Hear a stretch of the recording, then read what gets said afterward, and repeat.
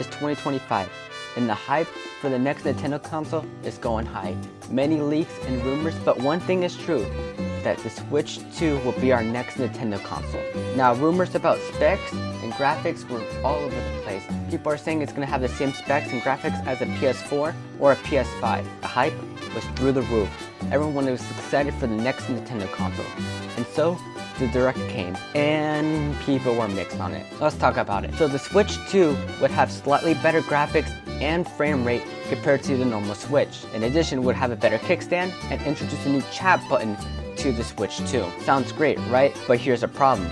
The upgrade compared to the Switch 1 and the Switch 2 are just not as much as how much they were charging it, which is $450 for the Switch 2. Yeah, that's right, they're almost charging $500 when you can, at the time, get a PS5 or a Xbox Series X for that similar price. In addition, the home screen to the Switch 2 looks exactly like the original, only with the chat button. So let's talk about that chat button. If you want to use that chat button, you have to be subscribed to Nintendo Switch Online, which costs $20 a year. So in order to actually use that chat button, you have to pay money to use it. So basically, if you're not subscribed, you can't use it at all. It's just a useless button. Furthermore, the tech demo for the Switch 2 will cost you $5 at the eShop. That's right, you have to pay for a tech demo. Let's talk about the PS5 tech demo a little bit, because the PS5 tech demo is the Astrobot game, which is not the full one, but it's a small version of it, and it's loved by everyone because it's free and it's really fun to use, and you get to really learn about the console that you're playing. But with the Switch 2, you get a bare bones game for $5. So let's talk about some of the launch titles with the Switch 2. We got Cyberpunk, but everyone wants to talk about one game, Mario Kart World. So let's talk about that. Mario Kart World will be our original new Mario Kart game. While you can say Mario Kart 8 Deluxe is a new Mario game, it's basically just a Wii U Mario Kart 8 with an upgrade. So this is our brand new game since 2013. And everyone is hyped. It looks great, and it's $80. What in the goddamn? That's right, Nintendo is finally gonna raise the price roof of their Switch games for $80 for a Mario Kart. And there was a rumor at the time where the physical copy was gonna be $90 and the digital version was gonna be $80. Luckily, that never happened, but it might happen in the near future from other rumors we heard from Nintendo saying that they could start charging more for physical and less for digital. Oh, let's talk about those key cards as well. So what is a key card? So it gives you a right to download the game on your Switch. See, it's a physical card, but the game is not stored in the card. It gives you the access to download it. So you basically are paying for a virtual game, but you have to have the key card. It's just buying a virtual game with extra steps. And rightfully, people are mad. With the price increase and Nintendo want to control what people buy and play, it feels like this is more of a cash grab more than anything. So the Switch 2 launches, and there's a lot of problems with it. So let's talk about it. For one, Mario Kart World is not really liked by everyone.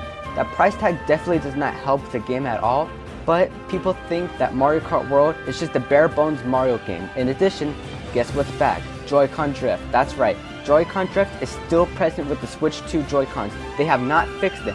Actually, if you want a new pair of Switch 2 Joy-Cons, that will cost you $80. That's right, $80 for a new pair of Joy-Cons if you get drift on yours. Let's talk about the accessories as well, because a lot of them got price hikes. Almost $80 for a controller and $60 for a camera, for a webcam that only is capped at 30 frames per second. With not a lot of exclusive titles launched for the Switch 2, people feel disappointed. And there's one more thing I have to talk about. The thing that made people avoid buying the Switch 2. You see, Nintendo hates modders and people who emulate games. So what they did was they have a system on the Switch 2 where if they detect that, they can shut down your Switch just like that. That's right, they can brick your Switch if they think you're modding or emulating your games. And you have to accept that in the terms and conditions before you even play the Switch. If you don't accept those, you cannot use your Switch at all. So that's right, they're forcing you to say, hey, I cannot use my Switch if I mod it or emulate it. So let me tell you a story. I'm not going to name anyone, but I'm going to tell you this quick story because I remember during that time. And so what happened was a man buys a used Switch game at GameStop, plays it on the Switch, gets his Switch bricked, and is wondering why. But the previous owner of the game, before he sold it to GameStop, modded that game, and he sold it to GameStop without telling them, and so he got his Switch bricked. Luckily, Nintendo did unban his Switch, but that's crazy to think about. If you even accidentally buy a used Switch game that's mod, they can just shut down your console instantly. So the Switch 2 is backwards compatible with almost all the Switch 1 games, which is nice, but some of them have problems, crashes, controls, and much more. And it feels like they just lazily ported some of the Switch games to Switch 2. So let's talk about the DLC for a lot of the Switch 2 games. So what they did was that they sold you the original game plus a DLC. And some of those DLCs cost $10 to $20. And they're basically forcing you to re-buy the game just with DLC. Now luckily, you can just buy the DLC itself, but charging $80 for Tears of the Kingdom, just the expansion, is crazy. There's one thing I want to talk about. Let's talk about the camera. So they are selling a camera for, game chat, and so you can video yourself while chatting, but it's maxed at 30 frames per second. So that's right, your camera's gonna look like a Minecraft painting with how many pixels there are on your camera. And it's crazy, they're almost charging $60 for those cameras. And during that time, scalpers were buying Switch 2s, so it felt impossible to even find one. And if you wanted one on eBay, the minimum would cost you about $1,000. Yeah, that's right, $1,000 for a Switch 2 from a scalper.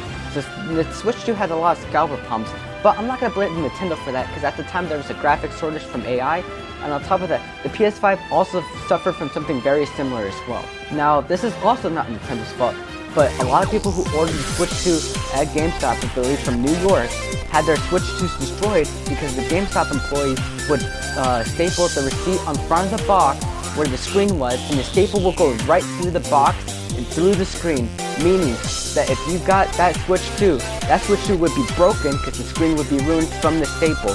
And at the time there was still that shortage of Switch 2s, so basically they don't have a Switch 2. Now I'm only scratching the surface of how many controversies and problems there were. Now the people have done a lot of videos about that, but I'm going to talk about specifically the Switch 2 and not the game. So like I mentioned, Joy-Con drift is still very much present. Now I'm going to show you a video of Joy-Con drift at a Switch 2 display.